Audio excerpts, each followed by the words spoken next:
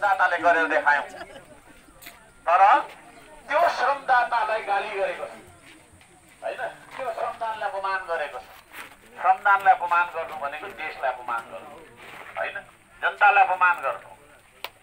त्यसो नगर्नका लागि पनि म अनुरोध गर्न चाहन्छु तपाईको छैन 16 नम्बरमा हामीले जाली लगायौं त्यहाँ भनिरहेको छ त्यत्रो सार्वजनिक सुनवाईमा भनिरहेको छ 17 लाख लाग्ने काम चाहिँ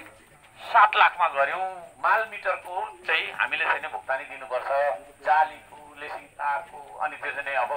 जस्तै यो हैन ढुवानीहरु त्यो ढुवानीको चाहिँ दिनुपर्छ भनेर त्यति निस्केको छ फेरि जोर हाजिराको पुरा बाटाको पुरा कसले लियो के लियो भनेर गीत गाइरहेको तमाम पत्रकारहरूलाई भन्न चाहन्छु जे पाए त्यही नभन्नु तपाईहरु मरनशील मान्छे है एक दिन मरेर जहाँ गइन्छ नि हामी गइदैन है गइन्छ नि स्वर्ग र नर्क त कसैले देखेर आएको छैन सायद हुनु पनि सक्छ नहुनु पनि सक्छ है त्यति पति भएर कतिले चाहिँ यस्तो है अर्क सम्पदको यस्तो देखियो कर्तुस देखियो सन्तानले पैसा हालिदिने कसैले लिनु भएको छ यहाँ लिनु भएको छ भने मैले लिएँ यसरी मैले लिएँ भनेर भन्नुहोस् है होइन भात त खाएको छ अरू खान्छौँ नि भात होइन भात खान्छौँ त्यो पनि तपाईँको छ नगरपालिकाको बजेट हो तर यही देशमा सुन्नुहोस् है यही देशमा होइन प्रधानमन्त्री घुमेर आउँदाखेरि 74 करोडको बिल आयो भन्नेहरू छ नि होइन 74 करोडको घुम्ने नै खोइ त त्यतातिर चाहिँ कलम त लाग्यो त्यो चाहिँ नि तपाईँको होइन पत्रकार बनाउँदाहरूले है 10 अर्ब रुपियाँको घोटाला भयो एयरपोर्ट बनाउँदा पोखराको भनेर त आइराखेको छ त तपाईँको चाहिँ समितिले दिइराखेको खोइ त्यतातिर प्रत्येक दिन 50 लाख रुपियाँ चाहिँ नि होइन बाँडीचुडी खाए भने गृहमन्त्रीसम्मको नाम मुछियो खोइ त्यतातिर चाहिँ ध्यान दिएको है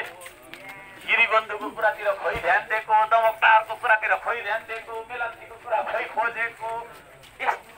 बोराको बोरा क्विन्टलको क्विन्टल सुन अरे त्यो सुनको खोइ खोजेको त्यतातिर चाहिँ छैन श्रमदाताले भात खायो त्यो कसले ल्याइदियो होइन ल्याउनु भयो तपाईँले कसले ल्यायो कसले ल्यायो किन ल्यायो कसले कति कति खायो होइन भातमा कति चोक्टा पर्यो हड्डी थियो छैन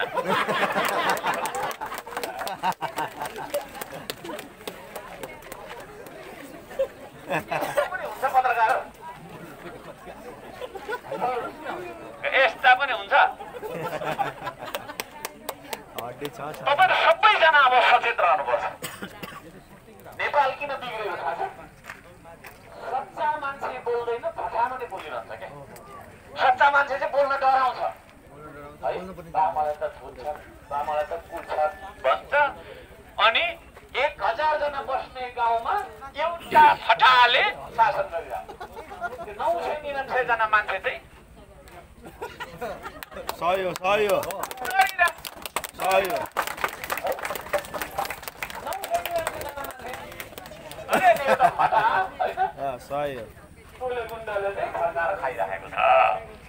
त्यसले गर्दाखेरि म सबैजनालाई बोल्न हल्कासम्म किन यत्रो बोल्छ भन्नुहुन्छ किनभने समाज बोल्दैन नि त तपाईँहरू बोल्नु न मान्छे लागिहाल्छ नि होइन किन बोलिरहेको त्यसले गर्दाखेरि म भन्न चाहन्छु यस्ता विकृति विसङ्गति भण्डाफोर गर्नुपर्छ है सबैको चाहिँ हामी सबै मिलेर यो देशलाई